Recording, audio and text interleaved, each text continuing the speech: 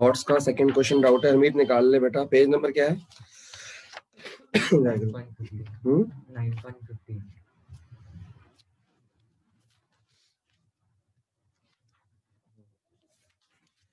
Opportunity cost of negative environmental impact are high.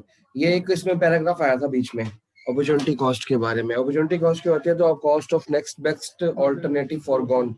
तो कह रहे हैं एनवायरमेंट के लिए अपॉर्चुनिटी कॉस्ट जो है वो नेगेटिव है और वो हाई भी है। कैसे? पढ़ो। Financial commitment of government. Government के लिए अब जैसे जैसे हम माहौल को खराब कर रहे हैं, एनवायरमेंट को खराब कर रहे हैं, ग्लोबल वार्मिंग, ओजोन डिप्लीशन, तो गवर्नमेंट की रिस्पॉन्सिबिलिटी क्या होगी? बढ़ गई। तो गवर्नमेंट उस पैसे का यूज हमारी इंफ्रास्ट्रक्चर पे, तरक्की पे कर सकती थी, अब उसको कहाँ करना पड़ रहा है? एनवायरमेंट की सफाई में। तो इसे बोलते हैं अपॉर्चुनिटी कॉस्ट आर हाई। ठीक है, मतलब गवर्नमेंट, हम क्या बोलते हैं अपॉर्चुनिटी कॉस्ट को? कि next best alternative for government. तो गवर्नमेंट वो पैसे हमारे ऊपर खर्च करने की बजाय एनवायरमेंट पे खर्च कर रही है। नेक्स्ट बेस्ट ऑल्टरनेटिव उसके पास वही बचा है, तो हमारे ऊपर खर्च कर सकती थी ना। अब वो पढ़ो, अब आंसर पढ़ो।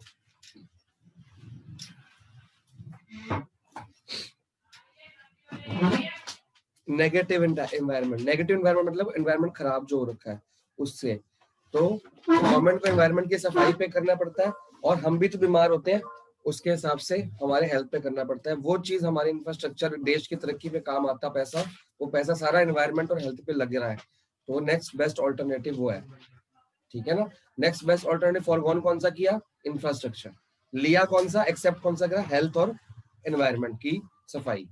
ठीक है ना। और अगर ये ना होता तो फिर इंफ्रास्ट्रक्चर होता नेक्स्ट बेस्ट ऑल्टरनेटिव। आगे बुक नहीं है? बुक फिर कहाँ है? साथ लेके जा रहा है ना? हाँ वही कह रहा।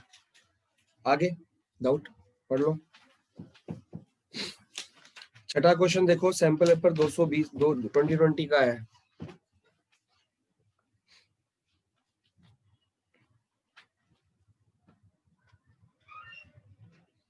सर सुपर प्रॉफिट तो सर के ऊपर से निकल गया। तो फिर तो आया क्यों नहीं? सर नींद लेट खुली थी। अब आज दोबारा वीडियो देखेगा, दोबारा सब बच्चों ने उस वीडियो से काम किया भाई। दोबारा वीडियो देखेगा, 2 मिनट मेरे से 15 मिनट मिलके जाइए, मैं समझा दूंगा तो फटाफट से। ठीक है ना, ताकि वो क्वेश्चन कर पाए। क्वेश्चन नहीं होगा, क्वेश्चन करने के लिए तो मैं बताऊंगा, कोई वीडियो दोबारा देखियो। ठीक है, जल्दबाजी में देखिए होगी तो नहीं होगा उससे। ओके सर जल्दबाजी में नहीं समझा, लेकिन कोई बात नहीं, मैं 2 मिनट क्लियर करता हूँ। आजा बैठ, ये बैग हटा बेटा। Recently, Indians have drifted away from traditional knowledge and practices and caught कुछ नहीं, कंबल भी साथ ही ले आती। From the traditional knowledge and book कहाँ है तेरी? बुक अभी आई नहीं ना। अरे हाँ यार, Indians have drifted away from the traditional knowledge and practices and caused large scale damage to environment. Drifted का मतलब क्या हुआ? हम हट गए उससे, बिल्कुल हटा हमने। एक एनवायरमेंट ड्रिफ्ट कहते हैं उसको, शिफ्ट करना अपने आप को, बिल्कुल हटा दिया अपने आप को वहां से। ट्रेडिशनल नॉलेज और पुराने चीजों से हटा के अपने आप को एनवायरमेंट खराब करने में लगा दिया हमने। एक्सप्लेन हाउ, कैसे। Adopting the traditional practices can be helpful. ये एक पूरा पैराग्राफ था पीछे ट्रेडिशनल प्रैक्टिसेस वाला। आप यहाँ से लर्न करने के बजाय ये जो आपका 9.12 पेज पे 4th पॉइंट दिया हुआ है, अपने आंसर में लिख लो, ये वाला लर्न कर लेना। क्लियर हुआ? ट्रेडिशनल नॉलेज एंड प्रैक्टिसेस कैसे हेल्प करेंगी विद एग्जांपल।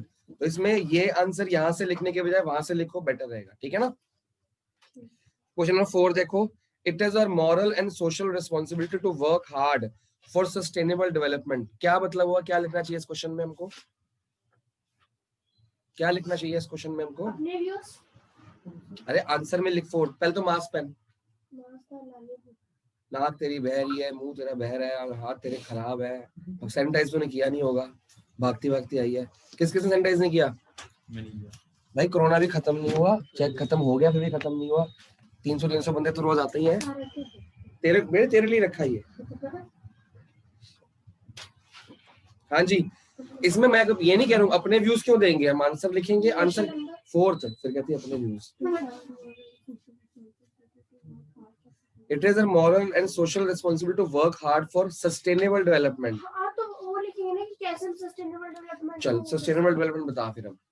सस्टेनेबल डेवलपमेंट यानी डेवलपमेंट ऐसे करो कि हमारे रिसोर्सेज भी हो पर फ्यूचर जनरेशन के लिए भी बचे। बिल्कुल ठीक है, तो ये इसके लिए हमको वर्क हार्ड करना पड़ेगा और ये हमारी सोशल रिस्पॉन्सिबिलिटी है कि नहीं कि फ्यूचर जनरेशन के लिए कुछ बचा के रखें, अपनी तरक्की साथ में उनके लिए बचावा, ठीक है ना। तो या डू यू एग्री, हम बोलेंगे यस। अगर आता है डिफेंड और रिफ्यूट तो हम क्या करते, डिफेंड करते, ठीक है। ये if yes what should be done to achieve the objective, क्या क्या कर सकते हैं, ये आंसर यहाँ पे है तो पीछे भी है। सस्टेनेबल डेवलपमेंट में क्या क्या स्ट्रेटेजीज था, वो स्ट्रेटेजीज अपने अपनानी है। पूरा आंसर आपके पास रेडी है, मतलब आपको ये वाला आंसर नहीं करना, ये वाले क्वेश्चन प्रिपेयर करने, आंसर आपके पास पीछे होंगे। घर पे पढ़ने को इसलिए कहा था, कोई आंसर आपको लग रहा है कि पीछे नहीं मेरे को समझ आ रहा है, यहाँ पे नहीं समझ आ रहा, वो मैं बताऊंगा। चले नेक्स्ट चैप्टर स्टार्ट करें, निकालो। India, Pakistan and China. पहला पेज छोड़ दो, नेक्स्ट पेज पे आ जाओ सीधा। Development path of India, Pakistan and China.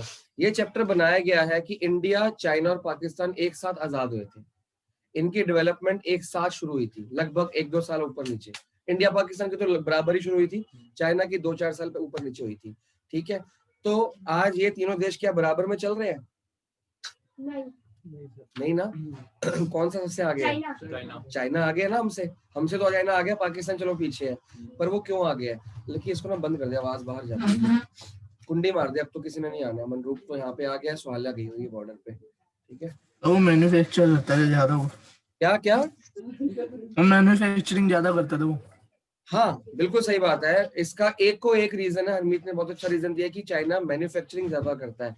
Manufacturing मतलब इंडस्ट्रीज। चाइना ने हमारी इंडिया, हम पूरी इकोनॉमिक्स पढ़ ली, एग्रीगेरियन इकोनॉमी है, एग्रीकल्चर पे जोर है, और क्योंकि हमारी में गरीबी ज्यादा है, अनएम्प्लॉयमेंट ज्यादा, तो खेती करनी पड़ती ले दे के। उन्होंने खेती पे जोर कम दिया, इंडस्ट्रीज पे जोर ज्यादा दिया। उन्होंने फैक्ट्रियां लगाई, घर घर फैक्ट्री लगा दी। हमारे यहाँ पे घर पे फैक्ट्री लगाओ, सीलिंग वाले आ जाते हैं। उन्होंने बोला कोई नहीं, पोल्यूशन हो रहा है, होने दो, फैक्ट्री लगाओ तुम। चाइना में बहुत पोल्यूशन है, तुम्हें पता हो तो, बहुत पोल्यूशन है चाइना में, क्योंकि जहाँ फैक्ट्री ज्यादा पोल्यूशन ज्यादा होगा। वो इसकी परवाह नहीं करते, वो कह रहे फैक्ट्री लगाओ, बैकयार्ड में, आंगन में, घर के अंदर, छत पे फैक्ट्रियां लगाओ, चाहे कोई भी फैक्ट्री लगाओ। हर एक को बोल दिया कि तुम खेती करोगे ना, घर के 5 मेंबर हो, 2 बंदे 3 बंदे खेती करो, बाकी 2 वेले हो, नौकरी ढूंढ रहे हो, नौकरी नहीं मिल रही, फैक्ट्री लगा लो। छोटी छोटी फैक्ट्री है यार, छोटी फैक्ट्री 50,000 1 लाख फैक्ट्रियां नहीं खुलती क्या? मोबाइल का चार्जर बना लो, 50,000 फैक्ट्री खुल जाती है। चार्जर बिकता नहीं है, गफार मार्केट सारा बिक जाता है, ठीक है ना। और 50,000 शुरू करोगे, अगर दिमाग होगा तो 1 लाख तक पहुंच जाओगे अपने आप, फिर अगले साल 2 लाख तक भी पहुंच जाओगे, अगर दिमाग तेज होगा, मेहनत करना है। जो बंदा मेहनत करना चाहेगा उसका काम बढ़ जाता है, चाहे कोई भी फैक्ट्री हो। इंडिया में आप खोल के देखो, अभी आ जाएंगे सीलिंग वाले, ठीक है ना।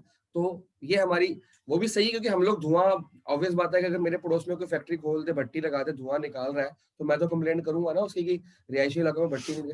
यार धुएं के अलावा और भी तो बहुत दुनिया भर की फैक्ट्रियां होती हैं, चीजों को असेंबल करने का, चीजों को तोड़ने का, चीजों को मेंटेन करने का, पैकिंग करने के बहुत काम होते हैं, इसमें शोर नहीं होता, इसमें मशीन नहीं चाहिए होती, घर बैठ के कॉटेज इंडस्ट्री होती है।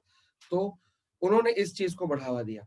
तो डिटेल में पढ़ेंगे, इंडिया अलग पढ़ेंगे, चाइना अलग पढ़ेंगे, पाकिस्तान, हर चीज का कंपैरिजन होगा, पॉपुलेशन का, पॉल्यूशन का, इंडस्ट्रीज का, एग्रीकल्चर का, लोगों का, हॉस्पिटल्स का, स्कूलों का, हर चीज का कंपैरिजन इस चैप्टर में मिलेगा आपको, तीनों कंट्रीज का। क्लियर होगा क्या पढ़ने वाले हम? चलो तो पहले फर्स्ट पेज बेकार है, कुछ नहीं है, डेवलपमेंट पाथ से शुरू करेंगे। India, Pakistan and China have many similarity in their development strategies. इन्होंने जो आजाद होने के बाद स्ट्रेटजीज यूज की, मतलब reforms, laws and policies use की, उसमें बिल्कुल same similar. All three nations started the development path at same time, 1947 1956 के आसपास। लिखा हुआ है कि इंडिया पाकिस्तान 1947 है, चाइना कब आजाद हुआ? 1949। आजाद नहीं हुआ, ये किसी की कंट्रोल में नहीं था, ये पहले किंग रूल में आता था, किंग रूल के बाद ये रिपब्लिक बन गया 1949 में। इस चाइना के ऊपर आज तक किसी ने राज नहीं किया, कोई ब्रिटिश, कोई अमेरिका तो राज करता नहीं, ब्रिटिश ही राज करता था हमेशा। तो चाइना पहले किंग्स रूल में था, नेपाल भी पहले किंग्स रूल में था, ये फिर रिपब्लिक बन गया कि वोटिंग की प्रक्रिया। किंग रूल में क्या होता है, किंग का बेटा, राजा का बेटा राजा बनता रहता है, आगे की चलती रहती है। तो लोगों ने इसको अपोज करा कि ये गलत हो रहा है और देश की तरक्की नहीं हो रही, तो इसलिए रिपब्लिक बन गया। रिपब्लिक से इंडिया रिपब्लिक बना था 1950 में, वोट देने का अधिकार जिसको कहते हैं, वोटिंग के लिए, for the people by the people. तो चाइना बना 1949 में, हमसे 1 साल पहले बना। आजाद हम पहले हुए थे, लेकिन चाइना हमसे पहले बन गया क्या? People's Republic of China. China India से पुराना देश है, अगर आपको पता हो तो। चाइना बहुत पुराना देश है, ठीक है ना। उसकी जो कल्चर है, संस्कृति है, हमसे ज्यादा पुरानी है। हम अपने आप को बहुत पुराना मानते हैं कि उतने हमारा इतिहास उतने कहाँ कहाँ तक जा रहा है। चाइना हमसे भी पुराना है, ठीक है। All the three countries had starting planning their development strategies in similar ways. First 2 points तो mark कर लो। India announced its first 5-year plan in 1951। ये हमने पहले सेकंड चैप्टर में पढ़ा है, आजकल हम यही पढ़ रहे हैं, ठीक है, शाम को। तो 1951 से इंडिया ने शुरू किया, जवाहरलाल नेहरू ने 5 ईयर प्लान शुरू की, प्लानिंग कमीशन बनाएगी 5-5 साल के। हम 8th या 9th प्लान के आसपास हमने बंद कर दिए। अब 2017 में हमारा नेक्स्ट पॉइंट में पढ़ सकते हो आप, अंटिल मार्च 2017 इंडिया ने प्लानिंग की थी। उसके बाद प्लानिंग कमीशन आज इंडिया में बंद हो चुका है। मोदी ने आते ही 14 में इलेक्शन जीता और 15 अगस्त था ना, 2015 का 15 अगस्त, उसने अनाउंस कर दिया था कि मैं प्लानिंग कमीशन को बंद करने वाला हूँ। उसकी जगह पे हम अलग अलग वो बनाएंगे विभाग, डिपार्टमेंट। प्लानिंग कमीशन बेकार फेल हुआ है हमारा। इतने साल हो गए, क्या तरक्की हुई? आज तक प्लानिंग कमीशन के गोल्स वही हैं, ग्रोथ, अनएम्प्लॉयमेंट, पॉवर्टी, यही है। तो कह रहे 50-70 साल हो गए आजादी को, ग्रो हमारे गोल्स ही चेंज नहीं हुए, अचीव नहीं हुए, तभी चेंज नहीं हुए ना। 70 साल में प्लानिंग कमीशन ने किया क्या? खाली पॉलिसीज बनाई, उसको इम्प्लीमेंट ही नहीं कर पाए हम लोग। ये तो होना कि हाँ पहले 5 साल इंफ्रास्ट्रक्चर पे अचीवमेंट क्या था वो अचीव हो गया, फिर आ जाओ पोल्यूशन पे वो अचीव हो गया, फिर आ जाओ अनएम्प्लॉयमेंट पे, तो मजा भी आए। हमारे 70 साल से प्लानिंग कमीशन के गोल्स वही 4 चलते आ रहे हैं, चेंज ही नहीं हो रहे, तो मतलब अचीव नहीं हो रहे। तो उसने बंद कर दिया है, उसने अलग अलग विभाग बना दी सब चीजों के, ठीक है। स्वच्छ भारत अभियान का अलग विभाग है, startup India, make in India का अलग विभाग है, सबके वो प्लानिंग कमीशन के बंदों को ही अलग अलग जगह बैठा दिया जाए, आप ये चीजों को कंट्रोल करो। वो बेटर भी है, क्योंकि जो कोई चीज काम नहीं करी उसको तनख्वाह देने का फायदा नहीं है। तो all three countries have started planning development in similar ways. India announced first 5 plan in 1951, Pakistan ने 56 में, चाइना ने 53 में, लगभग बराबर हो गए। अब 2013 में पाकिस्तान 11th 5 ईयर प्लान पे वर्क कर रहा है, ठीक है। इंडिया ने भी लगभग 11th के बाद ही छोड़ा है मेरे हिसाब से, लिखा नहीं हुआ इसमें। और चाइना 13th पे अभी भी काम कर रहा है। चाइना ने 5 ईयर प्लान बंद नहीं किया, क्योंकि उनके अचीव होते हैं गोल्स, इसलिए वो बंद नहीं करते। उनका उनका डेवलपमेंट चल रहा है, इकोनॉमी अच्छी चल रही है, इंडिया से बेटर है उनकी, उनकी डिफेंस भी बेटर है, उनकी इकोनॉमी बेटर है, मार्केट बेटर है, तभी तो लोग चाइना से हर चीज मंगाते हैं। और उनका बीमारी देने का भी बेटर है, ठीक है ना, सब जगह हर चीज भेजते हैं वो। Until March, नेक्स्ट पॉइंट हो गया। अगला है India and Pakistan adopted similar strategies such as creating large public sector मतलब public sector, government sector, large government sector की मैक्सिमम चीजें अपने अंडर रखना, गवर्नमेंट मैन्युफैक्चरिंग। तो इंडिया पाकिस्तान ने लार्ज पब्लिक सेक्टर को बढ़ावा दिया, raising public expenditure for social development, लोगों के ऊपर खर्चा करना, पब्लिक सेक्टर से पैसा कमा के लोगों के ऊपर लगाने के ऊपर ज्यादा जोर दिया। क्यों दिया? चाइना ने क्यों नहीं दिया? क्योंकि इंडिया पाकिस्तान में लोग गरीब थे, तो लोगों के पास इतना पैसा नहीं था कि फैक्ट्रियां लगा सके। तो गवर्नमेंट ने कहा कि हम फैक्ट्रियां लगाएंगे, फैक्ट्रियों से पैसा जो कमाया जाएगा वो लोगों के ऊपर लगाया जाएगा। क्योंकि गवर्नमेंट के पास ऑप्शन नहीं था। अगर लोगों को बोलते भी ना कि फैक्ट्रियां लगाओ, तो देश में अमीरी थी नहीं, उस टाइम तो इतने अमीर लोग होते नहीं थे ना। तो मसा टाटा ही अमीर, टाटा था, एक बॉम्बे डाइंग थी, और 2-3 कंपनी और थी जो इंडिया में अमीर थी। अंबानी तो उस टाइम बहुत लेट आया था, धीरू भाई अंबानी आया था पहले, बेसिकली वो लेट आया था। धीरू भाई अंबानी ने 0 से इनकम स्टार्ट की थी अपनी, वो एक बहुत गरीब अनपढ़ बंदा था। उसके बेटों ने उसको इनहेरिट किया, उसकी प्रॉपर्टी को, उसके बिजनेस को इनहेरिट किया। वो पढ़े लिखे बंदे हैं, तो वो उसको एक्सपैंड कर पाए और बढ़ा दिया। लेकिन धीरू भाई अंबानी एक बंदा था जिसने 0 से स्टार्ट किया था, गरीब बंदा था, अपने हाथ से काम करने वाला बंदा था, ठीक है ना। आप इकोनॉमिक्स पढ़ते हो तो आपको न्यूज भी पता होना, कॉमर्स का बच्चा न्यूज देखता होना चाहिए डेली, 15 मिनट कम से कम या आधा घंटा देखी होनी चाहिए।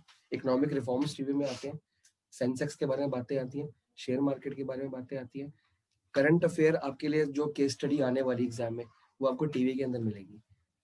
इस टाइम करंट अफेयर क्या चल रहा है जो एग्जाम में आएगा आपके? कृषि कानून, ठीक है ना, खेती के लॉस। तो उसके ऊपर इकोनॉमिक्स में क्वेश्चन 90% चांसेस आएगा ही आएगा, आएगा ही आएगा, जहाँ तक मेरे को लग रहा है। क्योंकि इकोनॉमिक रिफॉर्म है ना, और पूरी बुक में एग्रीकल्चर के बारे में है ना, तो एग्रीकल्चर रिफॉर्म के बारे में बात तो होगी, जहां तक मेरे को लग रहा है। इकोनॉमिक्स में तो कम से कम हो, बीएसटी में हो चाहे ना हो, ठीक है ना। BST में आपको ये बात पूछा जा सकता है कि जो एग्रीकल्चर लॉस को प्रोटेस्ट कर रहे हैं, तो वो कह रहे हैं अंबानी एंड अडानी हमको कंट्रोल कर लेंगे, तो बिजनेस स्टडीज के अंदर इसके बाद में रिलेटेड कोई केस स्टडी आ सकती है, ठीक है ना, क्योंकि हमने LPG तो कट गया है, लेकिन और बहुत सारी चीजें हैं। अब क्या ये किसान आंदोलन से हमारा बिजनेस एनवायरनमेंट इफेक्ट होगा? तो हमने बिजनेस एनवायरनमेंट आजकल पढ़ा है, रात को ही पढ़ा है, 3rd चैप्टर है, तो एनवायरनमेंट हुआ, उसमें अब क्या लिखोगे? पॉलिटिकल एनवायरनमेंट चेंज हो गया। पॉलिटिकल में 5 थे ना, सोशल, इकोनॉमिक वगैरह, तो पॉलिटिकल एनवायरनमेंट चेंज हुआ कि नहीं हुआ? देश में बदलाव आ रहा है, तो बिजनेस, अब मान ली मेरी फैक्ट्री है, मेरे को रॉ मटेरियल लुधियाना से मंगाना होता है, मैं नहीं मंगा पा रहा, अगर आ भी रहा होगा बहुत धीरे धीरे आ रहा होगा, पहले डेली आता था, 3-3 दिन में आ रहा होगा, कॉस्ट ज्यादा लग रही होगी, ठीक है ना, और भी फिर रिस्क, और भी चीजें बढ़ गई होंगी, खर्चा बढ़ गया होगा हर चीज की, तो स्पीड कम होगी प्रोडक्शन की, तो कैसे एनवायरनमेंट ने मेरे बिजनेस को इफेक्ट कर दिया, एक क्वेश्चन बन गया। ये तो मैंने एग्जांपल दिया है, इस तरह से 1000 क्वेश्चन आपके बन सकते हैं, डायनामिक में आ जाएगी ये बात, ठीक है ना, माहौल बदला तो आपको बदलना पड़ेगा उस हिसाब से। अब आ जाओ चाइना का हिस्टोरिकल बैकग्राउंड, ये आपका टोटल पिछला चैप्टर क्या था, साइंस के ऊपर बेस्ड था ना, ये आपको लगेगा कि हम हिस्ट्री पढ़ रहे हैं, ठीक है ना। इकोनॉमिक्स 8 चैप्टर तक ही थी, जो रियल इकोनॉमिक्स थी, इंफ्रास्ट्रक्चर तक, उससे पहले रूरल था, ह्यूमन था, एग्रीकल्चर था, एजुकेशन था, सब कुछ था। पिछला चैप्टर था साइंस, ये चैप्टर है हिस्ट्री। चाइना का historical background, oldest people and continuous civilizations consisting of states and cultures dating back more than 6 million, 6000 साल, 60,000 साल, सॉरी 6 मिलियन कितने हो गए, 60,000 साल से पहले से चलता आ रहा है China. People's Republic of China, PRC, commonly known as China, was established in 1949। आपको ये सेकंड लाइन याद करनी है कि 1949 में ये रिपब्लिक बना था। MCQs के लिए, ज्योग्राफी के लिए आपको खुद ही पता होगा, मार्क करने की जरूरत नहीं, पता नहीं है कहाँ पे है, ये एशिया के साउथ ईस्ट में आता है, ठीक है ना, साउथ ईस्ट, ईस्ट क्या होता है, राइट साइड, हमने वेक्टर में पढ़ा है, ठीक है, तो साउथ ईस्ट में आता है। Population and language, China is the most populous country in the world, ये मार्क कर लो इतना, पूरे वर्ल्ड की सबसे ज्यादा आबादी चाइना में रहती है, ठीक है, तब भी वो अमीर है, क्यों, वो आगे पढ़ेंगे, ठीक है ना। हमें ये सोचना है कि पॉपुलेशन हर चीज का रीजन होता है, पढ़ते हैं ना, इकोनॉमिक, पॉपुलेशन ज्यादा है तो इकोनॉमिक बैकवर्ड रहेगी, लेकिन पॉपुलेशन ज्यादा होने के बाद भी चाइना में इतनी ग्रोथ क्यों है, वो आगे पढ़ाया जाए। जगह, जितनी ज्यादा जगह उतने ज्यादा लोग भी तो है वहां पे, लेकिन वहां पे 1 चाइल्ड पॉलिसी फॉलो होती है, उस चीज से पॉपुलेशन कंट्रोल तो नहीं है, अभी भी ज्यादा ही है, लेकिन जिस रेट से इंडिया की बढ़ रही है ना हर साल, जिस परसेंटेज से चाइना की बढ़ रही है, लेकिन उससे कम परसेंटेज से बढ़ रही है, क्योंकि पॉलिसी है कहाँ पे, हमेशा से ही है, इसीलिए तो है कि पॉपुलेशन ज्यादा है उसकी वहां पे, उसको कंट्रोल करने के लिए 1 चाइल्ड पॉलिसी है, वो फॉलो भी करते हैं वो लोग, ठीक है ना, क्योंकि उनके पास टाइम ही नहीं है, इतना काम करते बच्चे पालने का टाइम ही नहीं होता उनके पास, बच्चे पैदा करके पालने भी तो पड़ेंगे, पूरा ध्यान देना पड़ेगा, उनकी स्कूलिंग है, उनकी एजुकेशन, उनकी बीमारी है, सब कुछ पालना, उनके पास टाइम ही नहीं है, एक मसा पालते हैं वो, तो खुद ही बिजी रहते हैं, हस्बैंड वाइफ दोनों के दोनों, तो कैसे पालेंगे, तो एक 1 चाइल्ड पॉलिसी वो खुश है, और एक वहां पे एक सोशल ट्रेंड बन जाता है ना, तो हमारे यहाँ जब तो दूसरा बच्चा नहीं होता तो लोग पूछते रहते हैं, वहां पे ऐसा नहीं होता, वहां पे 1 चाइल्ड पॉलिसी, लोग सबका एक जैसा होगा तो लोगों को शर्म भी नहीं आती फिर, इसलिए, ठीक है, वहां उल्टा जिसके 2 होंगे उसको शर्म आ जाती है, क्योंकि 1 चाइल्ड पॉलिसी है ना, समझ आ गया, जिसके 2 रहेंगे ना वो कहता है मेरे 2 बच्चे, उसको बोलते शर्म आते हैं, यार कितने हो, 2 बच्चे, उसको हल्का सा ऐसे हो जाता है, ठीक है ना, हमारे यहाँ पे 3 वाले को हो जाता है, उसको हमारे 2 वालों को हो जाता है, हमारे यहाँ 1 वाले का भी होता नहीं, एक, अच्छा एक बच्चा। पॉपुलेशन सबसे ज्यादा है, बस आपको नंबर से मतलब नहीं है। Most languages in China belong to Sino Tibetan language family, ये वर्ड याद करना है आपने, सिनो टिबेटियन, जैसे हमारे संस्कृत है ना, पीछे संस्कृत हमारी पुरानी लैंग्वेज है, मतलब मदर जिसे कहते हैं, इसको संस्कृत से सब लैंग्वेज बनी है हमारी, वैसे सिनो टिबेटियन, तिब्बत भी पहले चाइना का हिस्सा था, बाद में आजाद हुआ उससे, इंडिया ने ही आजाद कराया बेसिकली उसको, तो अभी भी चाइना में है, चाइना का हिस्सा मानते नहीं अपने आप को, वहां पे चाइना का फ्लैग नहीं लगता, तिब्बत का अपना फ्लैग है, जैसे अभी कश्मीर में था, जैसे कश्मीर में था, बस जिस समय जैसे इंडिया का साथ कश्मीर था, वैसे चाइना का तिब्बत है, क्योंकि चाइना की जो पॉलिटिक्स है और चाइना के जो रूल्स है ना, वहाँ पे बहुत जुल्म करते थे, दलाई लामा और बाकी सारे लामा के अंडर जो थे लोग, उन्होंने तिब्बत को अलग किया वहां से लड़के झगड़ के। आज आप भी तिब्बत में जाओगे घूमने के लिए, कोई मनाही नहीं है, इंडिया के लोगों को बहुत अच्छे से वेलकम करते हम हैं, तिब्बत से चाइना भी के जा लोगों की सकते हैं? एंट्री नहीं है वहाँ पे। हम तिब्बत से चाइना भी जा सकते हैं? बिल्कुल जा सकते हैं, क्यों नहीं जा सकते। तो border वगैरह तो नहीं है? वीजा तो तिब्बत के लिए भी चाहिए और उसके लिए भी चाहिए। नहीं, जैसे वीजा तो तिब्बत नेपाल के में लिए चाहिए होता है। अंदर से चाइना में चले। है क्या चीज? मतलब हाँ अंडरग्राउंड नेपाल से चले जाओ। चाइना में चले गए है ये सर ऐसे घूमते घूमते चाइना में चले गए। तारों के नीचे से जाएगी ट्यूशन तो मसा आती है, तारों के चाइना कैसे जाएगी? हाँ सुबह सुबह जाना पड़ेगा धुंध में, गोलियों के बीचों से गोलियां खाते खाते। ना वही मुझे बॉर्डर होते हैं ना। ऑब्वियस बात है, बॉर्डर होते हैं तो चाइना इंडिया नेपाल में बॉर्डर है कि नहीं है? लेकिन हम इंडिया नेपाल में विदाउट वीजा जा सकते हैं, नेपाल में जा सकते हैं बिल्कुल। वैसा वाला बॉर्डर नहीं है तो इंडिया पाकिस्तान का बॉर्डर है, सिर्फ एक पुल है, सिर्फ एक पुल है। इधर हमारे लोग बैठे होंगे, उधर पुल के उस तरफ वो लोग बैठे होंगे, आपको पेपर्स डॉक्यूमेंट्स होंगे। डेली हमारे यहाँ से ट्रक जाते हैं नेपाल, वहां से आते भी हैं, बिजनेस चलता है नेपाल से हमारा डेली। वहां पे हमारा ट्रेडिंग चलती है बकायदा, डेली के डेली विदाउट वीजा जाते हैं, उनका डेली का परमिट बना हुआ है, आप नेपाल जाके आ सकते हो। नहीं बेटा, ठीक है।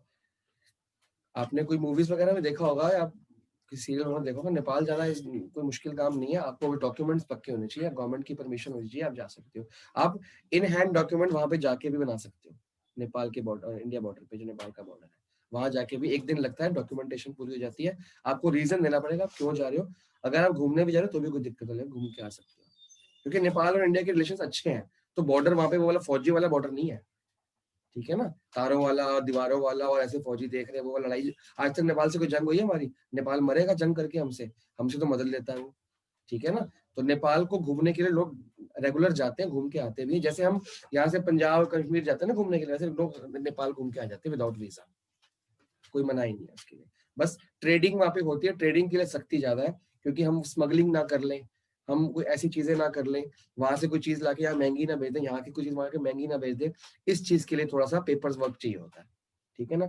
और आपको पता होगा जितने भी यहाँ पे लोग जो टेररिस्ट अटैक करते हैं या जो वांटेड क्रिमिनल होते हैं, नेपाल जाके छुप जाते हैं, क्योंकि नेपाल जाना आसान है। सबसे पहले नेपाल जाते हैं विदाउट वीजा, वहां से वीजा लगवा के फिर वो बांग्लादेश पाकिस्तान वहां से जाते हैं, डायरेक्टली इंडिया से नहीं जा पाएंगे। फ्लाइट तो वहां से लेते हैं, यहाँ से नहीं लेते हो, क्योंकि यहाँ से फ्लाइट लेंगे पकड़े जाने का डर ज्यादा होता है। वहां जाएंगे, भेस बदलेंगे, duplicate passport, duplicate visa apply करके जहां भी जाना हो चले जाएंगे। ये कॉमन रूट है उनका, ठीक है ना। ज्यादातर बांग्लादेश और पाकिस्तान ही जाते हैं। तो पॉपुलेशन में आपने खाली मोस्ट पॉपुलस लिखना है और लैंग्वेज का नाम याद करना है, बाकी कुछ नहीं करना। Economy most important thing, economy कैसी है। सबसे पहला है ग्रेट लीप फॉरवर्ड कैंपेन। 1958 में ग्रेट लीप GLF कैंपेन शुरू किया गया था। माओ वहां का उस टाइम पे वो था, जैसे मिनिस्टर, क्या प्राइम मिनिस्टर या प्रेसिडेंट कह सकते हो, वो था, ठीक है। बहुत साल राज किया माओ ने बहुत काम किए थे चाइना की डेवलपमेंट के लिए, ठीक है। अगर आप नेट पे चेक करोगे, घर जाके चेक करना, माओ की आपको पूरी डिटेल मिल जाएगी। इंडिया चाइना तिब्बत की लड़ाई माओ के पीछे ही हुई थी, ठीक है ना। अब है माओ? अब तो मर गया ना वो, अब तो कौन है, जिनपिंग है, कौन है, जिनपिंग है ना, अब तो वो है, ठीक है ना। The aim of this campaign क्या था, GLF कैंपेन क्या था। GLF कैंपेन पे क्वेश्चन आते हैं जी, इंपॉर्टेंट है आपके लिए। The aim of this campaign was to transform, बदलना, किसको बदलना, agrarian economy into modern economy या मॉडर्न इंडस्ट्रियल इकोनॉमी कह सकते हो, क्योंकि लिखा है ना through the process of rapid मतलब जल्दी जल्दी फैक्ट्री शुरू करो भैया, लेट हो गए बहुत ज्यादा, सोचना नहीं है। गवर्नमेंट लाइसेंस दे रही है, लाइसेंस के बगैर शुरू करो, कोई दिक्कत नहीं, कोई गवर्नमेंट आपके साथ है, पैसे भी देगी आपको। चाइना में आया था, चाइना में ये रिफॉर्म्स आए थे। एग्रेरियन मतलब एग्रीकल्चर से हटके आप इंडस्ट्रीज पे आओ, ट्रांसफॉर्म, बदलना। हम नहीं बदलते अपने आप को ऐसा, ठीक है ना। हमने बदलने के लिए लॉज निकाले, प्रोटेस्ट शुरू हो गया। एग्रीकल्चर को प्राइवेटाइज करने की तो है ना बेसिकली प्रोटेस्ट जो हो रहा है। गवर्नमेंट कह रही है कि जो भी लॉज है प्राइवेटाइज करने, किसानों को ये खतरा है कि प्राइवेटाइज हो जाएगा सब कुछ, तो वो इसलिए मना कर रहे हैं। तो ये भी तो प्राइवेटाइज ही हो गया, इंडस्ट्रीज एक तरह से। आगे, under this programme people were encourage to set up industries in their backyards, अपने घरों में ही, छत पे, पीछे, आगे, आंगन में, कहीं भी, ठीक है ना। इन रूरल एरियाज, गांव में, रूरल एरियाज मतलब पक्का, ठीक है। कम्यून्स वर स्टार्टेड, कम्यून्स मतलब कॉमन करके, मतलब इसके पास लैंड है, इसके तुम सबके पास लैंड है, छोटे छोटे लैंड है, तुम अपने लैंड इकट्ठे कर दोगे, मतलब अगर साथ साथ है ना, उसमें से बीच में से अपनी बाउंड्री हटा दो, पूरा लैंड इकट्ठे मिलके कल्टीवेट करो, और जो प्रॉफिट होगा इकट्ठे खाओ। उससे क्या होगा, सबकी तरक्की हो जाएगी। ओनरशिप किसकी है उससे मतलब नहीं है, उसका लैंड उसके पास ही है, ओनरशिप का कोई चक्कर नहीं, कोई किसी को लैंड दे नहीं रहा, कोई किसी से लैंड ले नहीं रहा, इकट्ठे खेती कर रहे हैं सब लोग, उससे बहुत फायदा हुआ। देखो, under the commune system people collectively cultivate lands, collectively इकट्ठे मिलके दीवारों की। छोटे लैंड में प्रॉफिट कम होता है, बड़े लैंड में ज्यादा प्रॉफिट होगा, ज्यादा प्रॉफिट बनेगा ज्यादा। अब मान लो कि इसकी फसल अच्छी होगी, इसने कोई नया फर्टिलाइजर यूज किया होगा, तुमको थोड़ी बताएगा ये, ठीक है ना। उसका खराब हो गया, उसका, वो गरीब का गरीब रहेगा, ये अमीर होगा, ये सिस्टम हटा दिया गया, सब इकट्ठे। अब क्या होगा, जो फर्टिलाइजर आएगा पूरे खेत का इकट्ठे आएगा, तो ऑब्वियसली ये खुद चाहेगा यार मेरे को फायदा, सबको फायदा होगा तभी तो इसको फायदा होगा, तो ये फर्टिलाइजर इसको बता देगा अब कि हम, मैंने तो ये वाला फर्टिलाइजर यूज करता था पहले, मेरी खेती इसलिए अच्छी थी। अब वो पूरे बड़े फील्ड पे अच्छा फर्टिलाइजर, अच्छे ट्रैक्टर, अच्छी मशीन यूज हो रही है, उसका फायदा क्या हुआ, जो गरीब था वो भी अमीर हो गया। इसको कहते हैं इक्वल ग्रोथ। जो हमारे देश में इनइक्वालिटी है, अमीर अमीर बनता है, गरीब गरीब बनता है, वो खत्म कर दी उन्होंने इस तरीके से। पढ़ो आगे। इन रूरल एरियाज हो गया, in 1958 there were 26,000 communes covering almost all the farm population. जितने किसान थे सारे कवर हो गए कम्यून सिस्टम में, ऑलमोस्ट ऑल। छोटे मोटे कोई रह गया होगा तो रह गया होगा, 100% या 99% कम्यून में आ गए थे, मतलब कलेक्टिव लैंड कल्टीवेशन में अपने आप को उन्होंने कर लिया था। GLF campaign met with many problems. क्या, एक बार अकाल आया, सिवियर ड्रॉट। ड्रॉट समझते हो, जब बारिश ना हुई, बारिश ना हुई, अकाल पड़ गया, खाने का, खेती खराब हो गई, खाने के लाले पड़ गए। Cause havoc in China, killing about 30 million people. और जब भी ड्रॉट आएगा सबसे ज्यादा रूरल पीपल ही इफेक्ट होते हैं, गांव वाली इफेक्ट होते हैं, गांव में अकाल पड़ता है तो ग्राउंड वाटर भी सूख जाता है उस टाइम पे, बारिश ना आने की वजह से पीने के पानी की कमी पड़ जाती है। खेती तो बहुत दूर की बात है, जब पीने का पानी नहीं है तो खेती के लिए इरिगेशन और पानी कहाँ से आएगा, ट्यूबवेल में पानी नहीं होगा, केनाल खाली हो गए होंगे। तो ऐसे जब इंडिया में होता है तो हम लोग क्या करते हैं, गाँव से खाली करके साथ वाले जहाँ पे पानी है वहां पे गाँव में चले जाते हैं, 50 किलोमीटर, 60 किलोमीटर, 100 किलोमीटर दूर वाले गाँव पे चले जाते हैं। फिर जब बरसातें आती हैं तो अपने गाँव में रिटर्न कर जाते हैं। इंडिया में ये होता है जब भी अकाल पड़ता है, सूखा पड़ता है। सबसे ज्यादा इंडिया में MP और छत्तीसगढ़ में ये प्रॉब्लम फेस करते हैं, क्योंकि वहां पे बारिश बहुत कम आती है, तो वहां पे लोग बिल्कुल बंजर जमीन हो जाती है, क्रैक्स पड़ जाते हैं पानी की कमी की वजह से। लोग गाँव खाली करके चले जाते हैं अपने रिश्तेदारों के घर पे या किसी और जगह पे जंगलों में रहना शुरू कर देते हैं। जब बारिशें आ जाती है फिर वापस आ जाते हैं, क्योंकि उस टाइम वो खेती नहीं कर पा रहे, कोई बार जिंदा तो रहना ना, कम से कम खाना पीना तो चाहिए ना उनको, उस तलाश में तो शहरों में आ जाते हैं काम ढूंढने के लिए 3-4 महीनों के लिए, फिर वापस चले जाते हैं, बारिश आ जाती है। तो ये थोड़ा सा इसमें दिक्कत ज्यादा आ गई। प्लान तो अच्छा था ये, पर दिक्कत एक बार आया कि 30 मिलियन पीपल, 3 लाख लोग मर गए एकदम से। और उस टाइम पे 3 लाख 1958 में शुरू हुआ था, तो उसके बाद लगा लो अगर कभी भी आया होगा तो 3 लाख पॉपुलेशन बहुत ज्यादा गिनी जाती है उस टाइम पे, ठीक है। ग्रेट प्रोलेटेरियन कल्चरल रेवोल्यूशन आया था 19, उधर देख कहाँ देखती रहती है, 1965 में Mao introduced great proletarian cultural revolution 66-76 में। अब देखो 58 में माओ था, 66 तक भी माओ था, मतलब उसको 8-10 साल हो गए राज करते करते, ठीक है ना। Under which students and professional were sent to work and learn from countryside. Countryside का मतलब out of India, out of the country, out of the country मतलब आसपास के देशों में। इंडिया भेज दिया होगा, उधर रशिया साथ पड़ता है, रशिया भेज दिया होगा, ऐसे वगैरह वगैरह।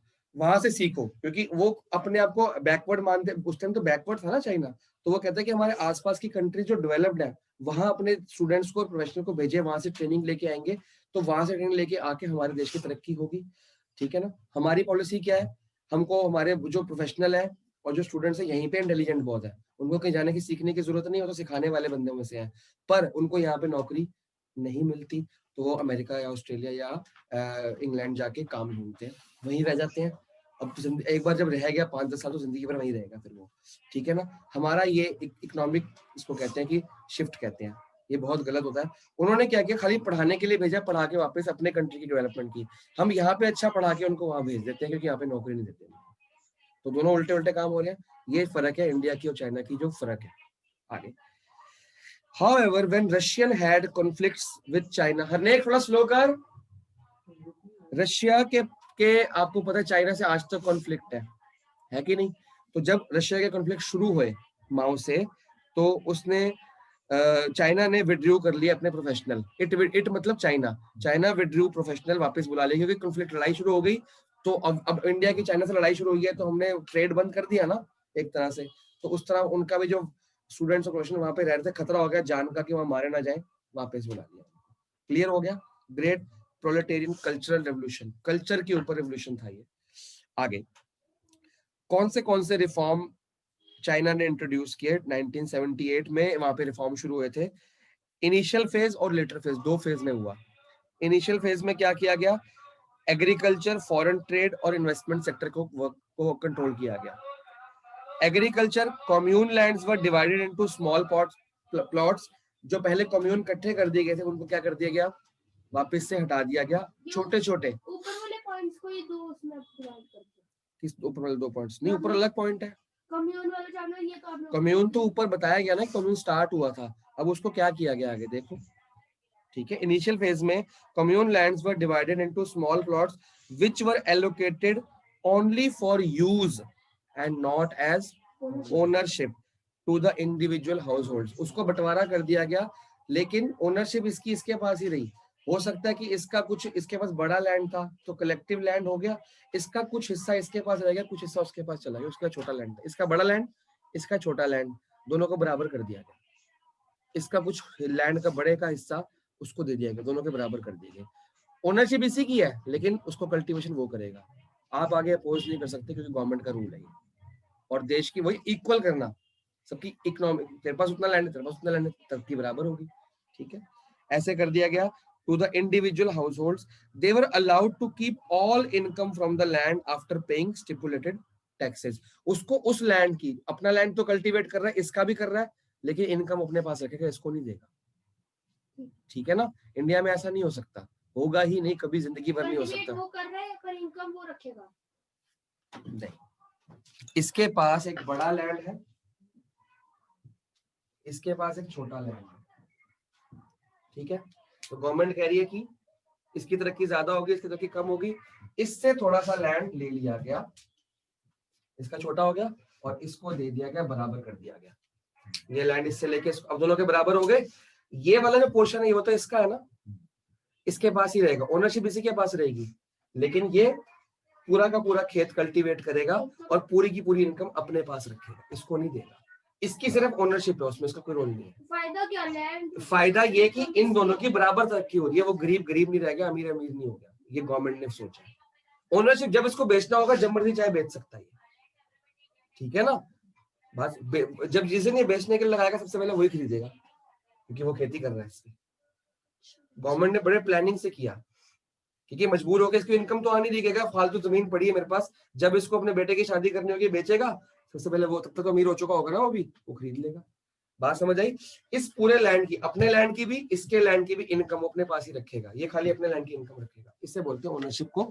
ओनरशिप भी है लेकिन इनकम नहीं है, उसके पास ओनरशिप नहीं है लेकिन इनकम है, तो गरीब को उठाने की बात होती है, अमीर और गरीब जो है वो लेवल बराबर पे आ जाए, ये सोचती। और वहां के लोग कर भी लेते हैं, क्योंकि वहां पे स्ट्रिक्टनेस ज्यादा है, लॉस की स्ट्रिक्टनेस बहुत ज्यादा है वहां पे। लेटर फेज में क्या हुआ? Later phase reforms were initiated in industries. ऊपर किसके हुआ था? फॉरेन ट्रेड, इन्वेस्टमेंट और एग्रीकल्चर। नीचे किस पे हुआ? इंडस्ट्रीज पे। इंडस्ट्रीज पे क्या हुआ? प्राइवेट सेक्टर फर्म्स, समझ गए, township and village enterprises, cottage industries को कहते हैं रूरल की, वर which were owned and operated by local collectives were allowed to produce goods। उनको मैन्युफैक्चरिंग करने के लिए अलाउ कर दिया गया कि अब छोटी छोटी कंपनीज में आप भट्टियां लगा के मैन्युफैक्चर कर दो, पोल्यूशन की चिंता मत करो। At this stage, enterprises owned by government known as SOEs, as state owned enterprise, were made to face competition। Obvious बात है, प्राइवेट फैक्ट्रियां खुलेंगी तो पब्लिक सेक्टर को कंपटीशन होगा, वो जान के फेस कराया, क्योंकि पब्लिक सेक्टर सुस्त हो गया था, करप्शन बढ़ गई थी काम करवाने की। तो प्राइवेट साथ में इक्वल पैरेलल खड़ा कर दिया गया, ताकि कंपटीशन बढ़े तो उसका काम भी सुधर जाएगा अपने आप, ठीक है ना। एक बच्चे का रिजल्ट अच्छा है, दूसरे को देख के होता ना मैं भी करूँ, ठीक है ना। तो वो बात है कि प्राइवेट के लिए पब्लिक को बोला गया कि पब्लिक अपने कंपटीशन, पब्लिक ने बोला होगा कि भैया हम तो उससे बहुत पीछे चल रहे हैं, प्राइवेट तो बहुत एडवांस टेक्नोलॉजी लेके आएगा, तो पब्लिक को बोला गया तुम भी अपने को ठीक करो, अपने नया स्टाफ रखो, कौन मना कर रहा है। तो आज चाइना में चाहे पब्लिक एंटरप्राइज है चाहे प्राइवेट, दोनों बहुत बढ़िया होती हैं, दोनों में आपको पहचान अलग नहीं हो पाएगी, पब्लिक है कि प्राइवेट, लेकिन इंडिया में पहचान लोगे आप कि पब्लिक ऑफिस है, पब्लिक बैंक है, गवर्नमेंट बैंक है कि वो है, गवर्नमेंट स्कूल है कि प्राइवेट स्कूल है, गवर्नमेंट हॉस्पिटल है कि प्राइवेट, देखते ही पता लग जाएगा आपको, बिल्डिंग देखी, बाकी अंदर को तो छोड़ो। लेकिन वहां पे ऐसा नहीं है, कोई कंपटीशन फेस किया तो प्राइवेट सेक्टर ने भी तरक्की साथ में की, पब्लिक सेक्टर में। समझ आ रहा है? चलो, dual pricing in the reform process, farmers and industrial units were required to buy and sell fixed quantities of inputs and outputs on the basis of prices fixed by government। क्या मतलब हुआ इसका? हर next flow कर यार, क्या मतलब हुआ इसका?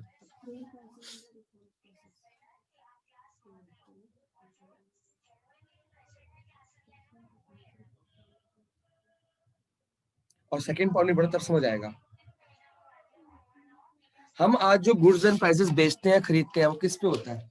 मार्केट पे, मतलब कि जहाँ पे डिमांड एंड सप्लाई मीट करती है, हम यही करते हैं ना, जहाँ पे डिमांड एक बार गवर्नमेंट फिक्स करती है और एक बार मार्केट, एक बार नहीं, लिमिट होता है। हमारा प्राइस फिक्स होता है मार्केट से, डिमांड एंड सप्लाई जहाँ मीट करेगी वो प्राइस है, कभी बढ़ जाता है कभी कम हो जाता है, वहां पे भी मार्केट ऑपरेट करती है। लेकिन वहां पे 50% जो प्राइस है एक लिमिट तक गवर्नमेंट ने फिक्स कर रखा है, इनपुट्स पे भी आउटपुट्स पे भी। गवर्नमेंट ने बोल रहा है कि इतना प्राइस तो फिक्स रहेगा, ये आप ऊपर नीचे नहीं कर सकते, बाकी का 50% है वो मार्केट डिसाइड करती है। मतलब market price plus government price मिलके एक प्रॉपर प्राइस बनता है, कभी कभी नहीं, आधा आधा। बात समझ आई? वहां पे ये, यहाँ पे टोटल मार्केट प्राइस होता है, वहां पे market price plus government price का कंट्रोल, मतलब मिक्स टोटल एडिशन होता है। ठीक है ना? अब दोबारा पढ़ो, farmers and industrial units were required to buy and sell fixed quantities of input and output on the basis of prices of the government. एक फिक्स्ड लिमिट हो, क्वांटिटी, मतलब मान लो अगर मैंने 100 किलो कोई रॉ मटेरियल खरीदना है तो मेरे को 50 किलो गवर्नमेंट प्राइस पे लेना पड़ेगा, आधा हो गया 50%, और बाकी 50 किलो मार्केट प्राइस पे लूंगा। समझ आ गया? तो उसमें क्या, गवर्नमेंट इकोनॉमी को कंट्रोल कर लेती है, महंगा इन्फ्लेशन को भी और डिफ्लेशन को भी। हमारे यहाँ इन्फ्लेशन डिफ्लेशन बैंक से कंट्रोल की जाती है, लोन के रेट से, CRR LR हमने पढ़ा है कि इन्फ्लेशन डिफ्लेशन को कैसे गवर्नमेंट कंट्रोल करती है, लोन महंगे करके या लोन सस्ते करके, इन्वेस्टमेंट को डिस इन्वेस्टमेंट में लेके जाके डिस्करेज करके या इंकरेज करके। वहां गवर्नमेंट ने 50% प्राइस, 50% क्वांटिटी रखी है भी। अगर आपने 5 किलो की सामान खरीदना ना, 2.5 किलो का गवर्नमेंट को रेट दोगे आप, गवर्नमेंट का फिक्स रेट रहेगा, 2.5 किलो मार्केट का रेट होगा। ये वहां पे सिस्टम चलता है। जैसे यहाँ पे 2 GST चलती है ना, CGST, IGST, SGST, तो आपको 2 तरह की GST देनी पड़ती है, C and S। तो वहाँ पे गवर्नमेंट प्राइस और मार्केट प्राइस इकट्ठा मिला के एडिशन देना पड़ेगा अगर सामान लेना है तो आपको, आधा आधा। बात समझ आ गई? Special economic zone, in order to attract foreign investor, foreign investment को बढ़ावा देने के लिए स्पेशल फैक्ट्रीज, स्पेशल उन्होंने इंसेंटिव्स दिए। बस मैं आगे पढ़ा भी नहीं रहा, हिस्ट्री बोरी होती है। ठीक है, पाकिस्तान और कंपैरेटिव स्टडी इंडिया की अगली बार पढ़ेंगे। ठीक है, आप तो बैठोगे 11:43 हाँ, तो एनपीओ पढ़ेंगे, जल्दी छुट्टी हो जाएगी। हमें एनपीओ पढ़ना है ना? हाँ ठीक है, मैं वीडियो अभी ऑफ कर रहा हूँ, अभी वैसे 5 मिनट की रह गई है, 5-10 मिनट में दोबारा चालू करते हैं। ठीक है, 5 मिनट में दोबारा चालू करते हैं। ठीक है।